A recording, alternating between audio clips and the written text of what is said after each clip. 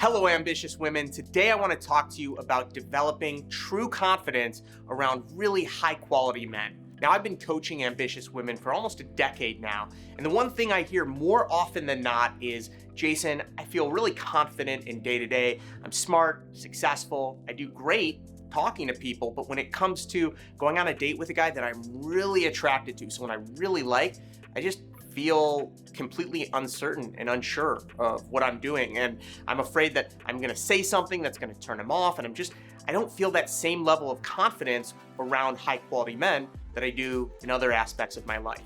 Now, I think that this topic is so important. This is something that I want my daughter to understand. Now, she's only 2 right now, but as she gets older, I really believe that this concept that I'm going over in this video is the key to living a more fulfilling life and really truly authentically expressing your true best self so you can offer the most to the world and your partner. Now, to me, there's 2 different types of confidence around men.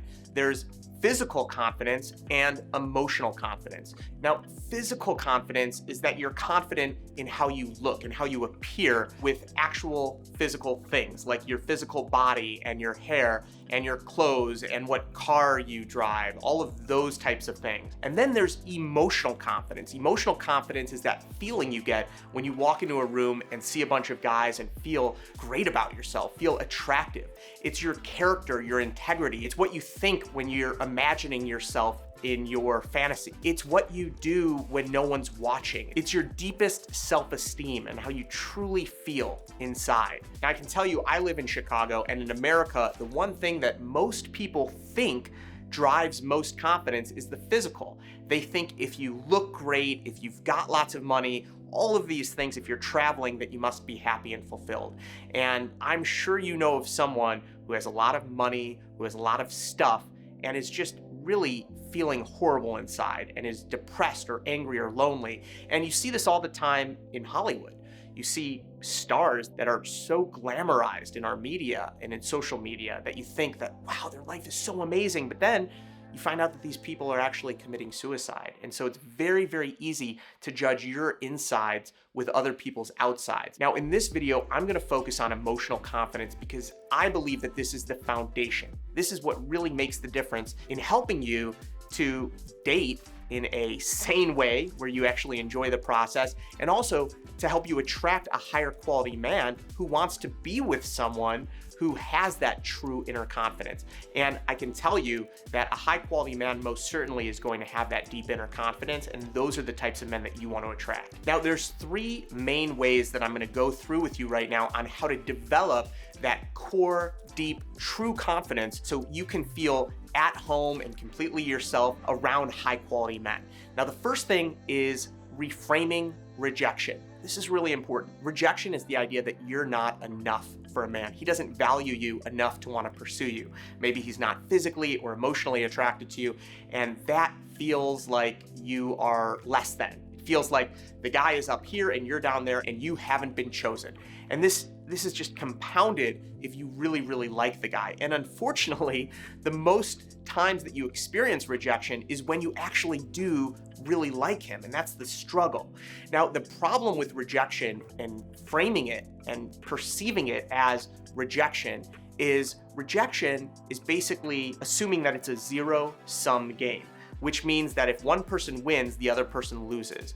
And this creates the game dynamic. Zero sum is a description of game theory. It's used in game theory. And so if you want to be authentic and throw the game away, then don't look at it like a zero-sum game.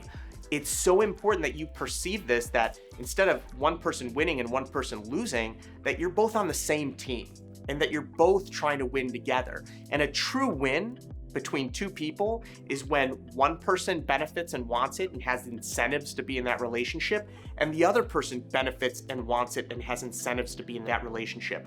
And if one person doesn't feel that way, then it's not that one person's a loser, it's literally that they've both discovered earlier on in the relationship that they're incompatible.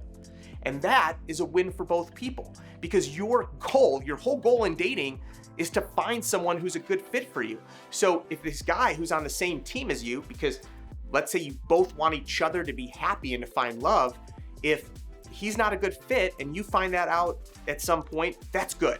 That's a win. So now you can move on and find someone who is a good fit, rather than trying to play these games and make him change his mind. Listen, I realize that even by me telling you to reframe it, it can still be hurtful. It can still be painful. And let me tell you, that's not a bad thing. So many people in 2019 are afraid of pain. They try to minimize pain on the children. When my kids cry because they can't get a toy, I'm happy. And I know that might seem a little strange or awkward or almost like mean, but I'm happy because my children are learning that they don't get whatever they want whenever they want it. That's not the way the world works. And I would much rather them learn that painful lesson with me rather than out in the real world when they're really in a position to get really hurt. And so my point is, if you feel pain through rejection, that's a good thing, because if you didn't experience any pain or discomfort, then you're not growing and you're not progressing towards your goals. Because the truth is, everything in life has a cost. So if you want to try to find a high quality man, I mean, that's not the easiest thing to do. That requires effort. And the fact that you're taking action, improving yourself, feeling discomfort, and still continuing, that is probably more than 99.9% of other women do. And you're already ahead of the game and moving in the right direction. And just that attitude is going to lead to right actions, which will develop more true confidence. So that's the first part. That's reframing rejection.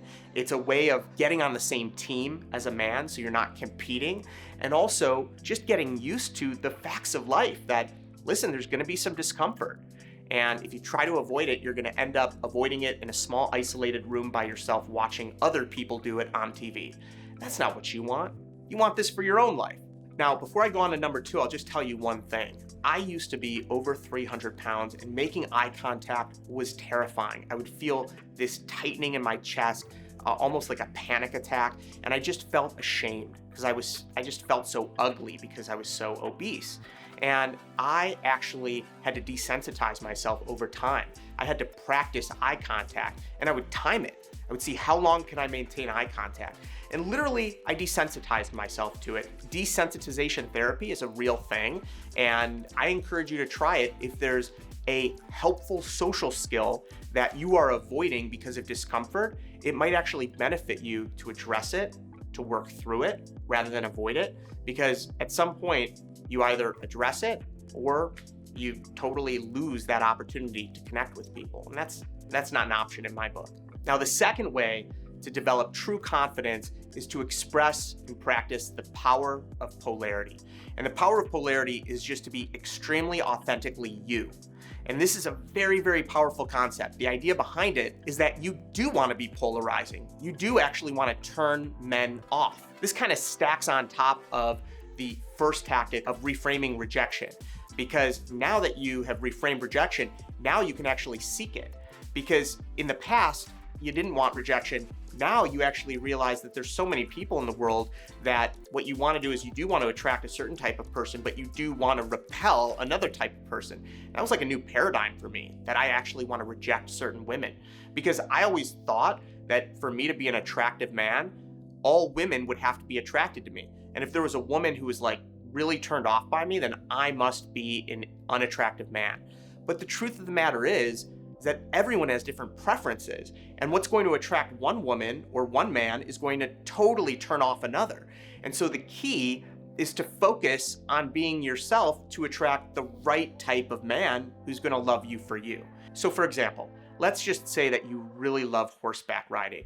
Now, there's going to be some men out there, maybe some cowboys or just some animal lovers, who are going to want to go horseback riding with you. They may even want to book a vacation to a horse therapy retreat. And then there's other men who just love to hunt and would rather shoot a horse and eat it than ever ride it. And they just can't stand the idea of animals. So that person would be a really bad fit. But that guy might be walking down the street, he might be physically fit, he might be physically attractive, you might get in a great conversation about the local culture. You might not have any idea that he has these feelings about horses. And he would never find that out if you were afraid to tell men about your love for horseback riding and horses because you thought that might be weird. And this is just an extreme example because horseback riding is actually kind of a cool thing. But my point is, the more that you can display, talk about, exude your own nerdiness or your own unique self, the more that you'll repel those guys rather than finding out months and months later that you're not a good fit. And more so, you'll deeply attract the horse lovers or the guys that are more aligned with what you're interested in. And that is extremely powerful. It means that you're gonna meet less men, but it means that you're gonna waste less time and invest time in the right kinds of guys. And that's the key, quality over quantity. I mean, I repeat this story all the time. I was on a phone call with a woman that I had met on a dating site, and within 10 minutes, I realized she was just not a good fit because she was pretty polarizing on how much she liked to go out and party. And I was pretty polarizing and open about how nerdy I was at the time. And so it just wasn't a good fit. At that point in my life, I was going to bed early. I was very into yoga. I just wasn't staying out until 2 a.m. dancing. So I'm so glad that she told me about that, and we were able to figure that out on the phone call so we didn't waste each other's time. We were just living totally different lifestyles. So the more that you practice the power of polarity, the more you're gonna feel comfortable in your own skin and proud of the things that you actually care about rather than trying to hide them.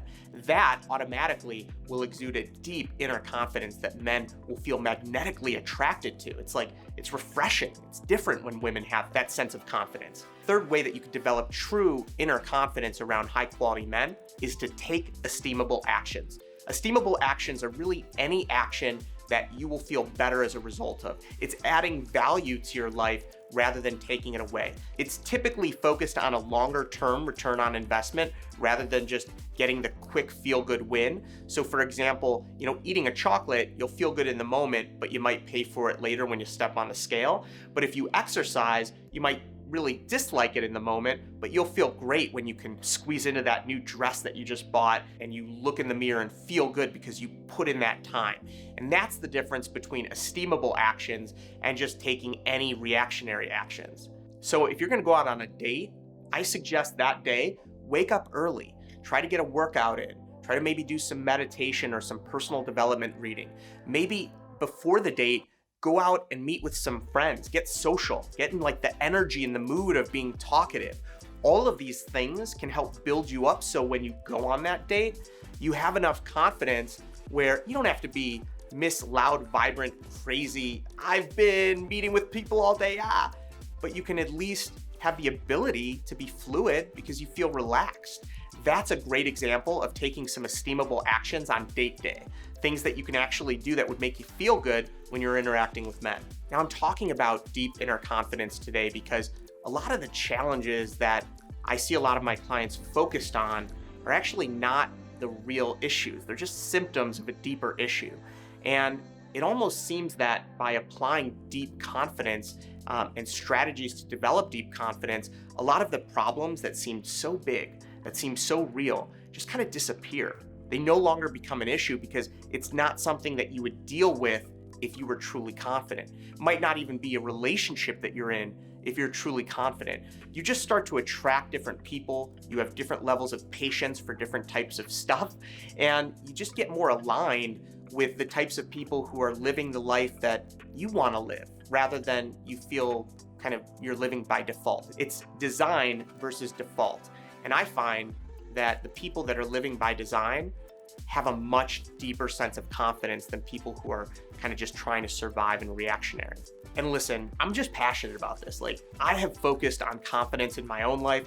I was really scared to launch this YouTube channel, and I just got this in the mail. This was a 100,000 subscriber award from YouTube. I think that's representative of what happens when you commit to living with more confidence. This is terrifying.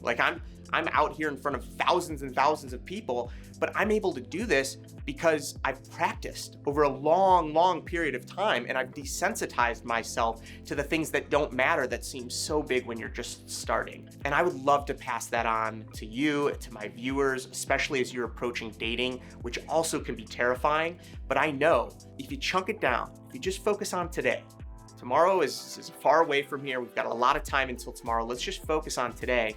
What can you do now? What can you do in this moment that's esteemable? How can you live more authentically you and be polarizing in this moment just for today? And how can you look at the experience of failure today and actually seek it? Actually seek opportunities to learn and grow and excel.